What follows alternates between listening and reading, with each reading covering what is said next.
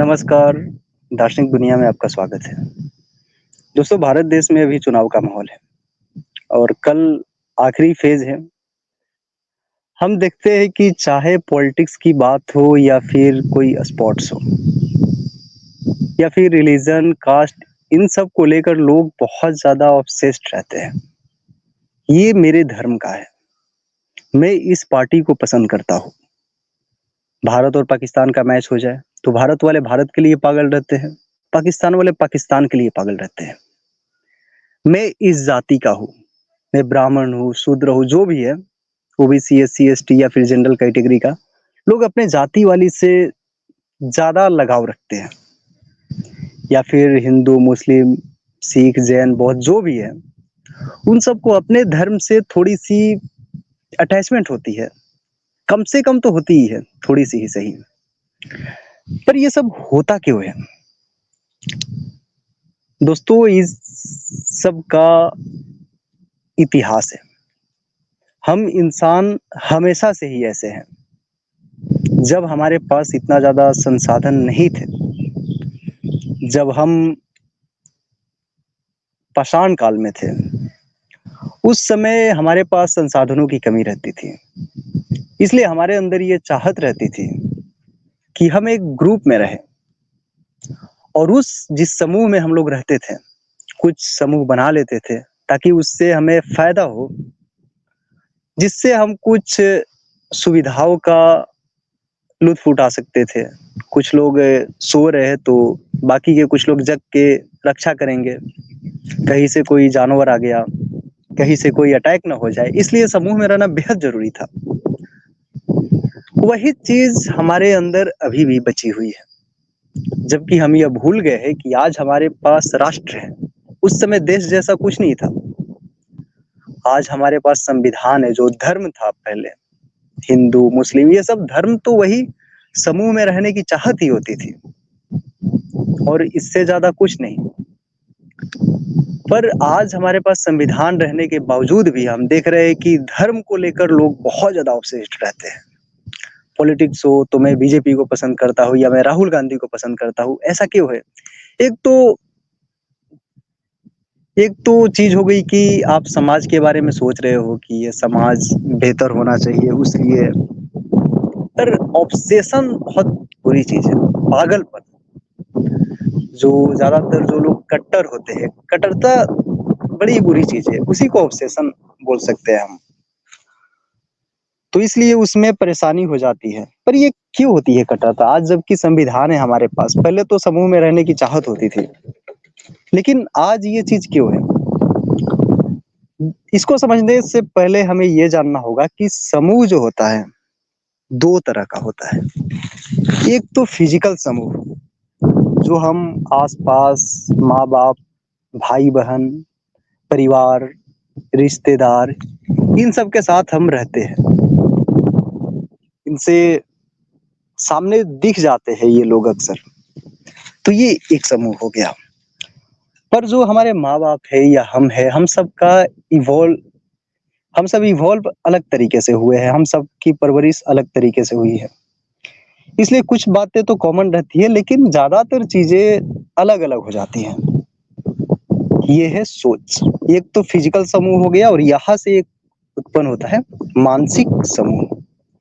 हमारी सोच अलग होने की वजह से हम कई बार हमारी सोच मिलती नहीं है किसी से।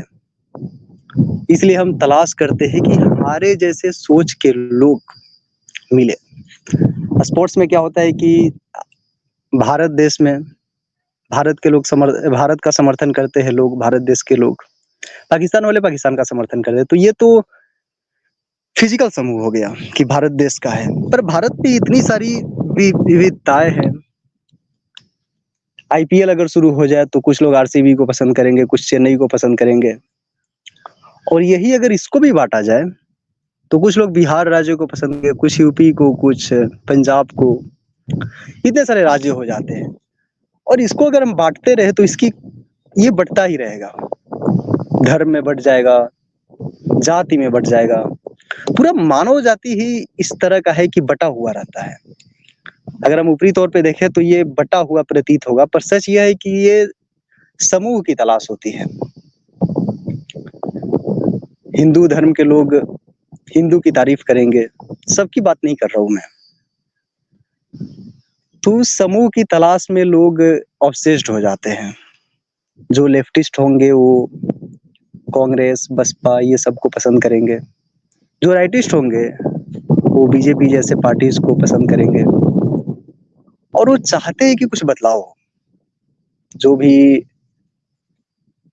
तो दोस्तों इस तरह का समूह की वजह से, ये समूह में रहने की चाहत की वजह से ये हमारा समाज बटा हुआ रहता है।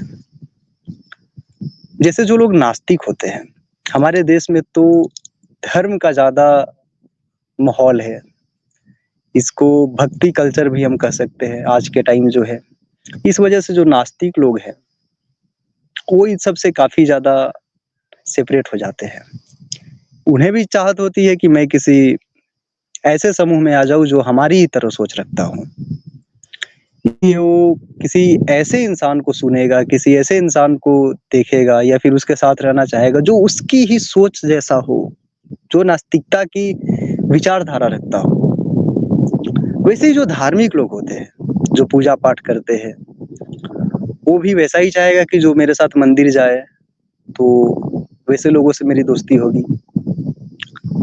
या फिर जो मस्जिद जाने वाले लोग हैं, इसी वजह से हम देखते हैं कि हिंदू मुस्लिम दोस्त तो रहते हैं, लेकिन ज़्यादा दोस्ती हिंदुओं को हिंदुओं से होती है, मुस्लिमों की मुस्लिम से।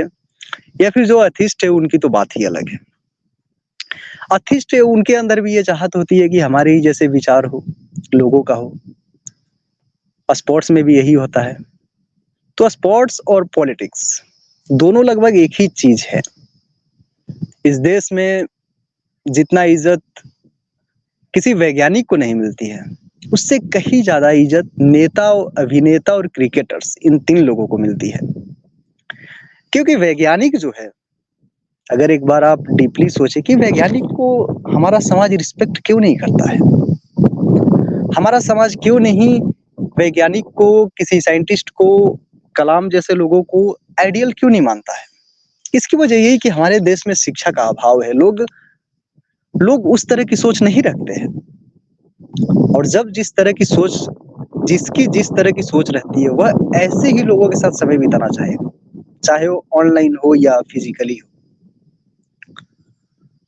इसी वजह से जो हम देख रहे हैं कि पॉलिटिक्स में भी जो है, लोग ज्यादातर नेता चुन कर आते हैं राइटिस्ट टाइप में, या फिर अंधविश्वासी जो धर्म पर राजनीति करते हैं, वैसे लोग चुन कर आते हैं। इसकी वजह साफ साफ दिख रहा है, यही चीज है। जो लोग अनएजुकेटेड होंगे, अनएजुकेटेड लोगों को ही सुना जाएगा।